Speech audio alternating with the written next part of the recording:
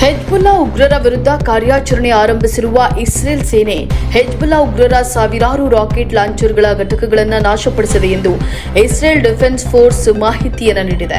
ದಕ್ಷಿಣ Lebanon ಮೇಲೆ Hezbollah ಉಗ್ರರ ನೆಲೆಗಳನ್ನು ಗುರಿಯಾಗಿಸಿ ದೊಡ್ಡ ಪ್ರಮಾಣದಲ್ಲಿ ದಾಳಿಯನ್ನು ನಡೆಸಲಾಗಿದೆ ಎಂದು ಇಸ್ರೇಲ್ನ ಮಿಲಿಟರಿ ತಿಳಿಸಿದೆ.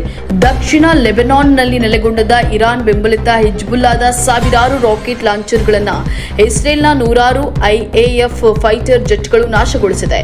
ಉತ್ತರ ಹಾಗೂ ಕೇಂದ್ರ ಇಸ್ರೇಲ್ ಗುರಿಯಾಗಿಸಿಡಲಾಗಿದ್ದ ರಾಕೆಟ್ ಲಾಂಚರ್ಗಳನ್ನು ಧ್ವಂಸ ಮಾಡಲಾಗಿದೆ.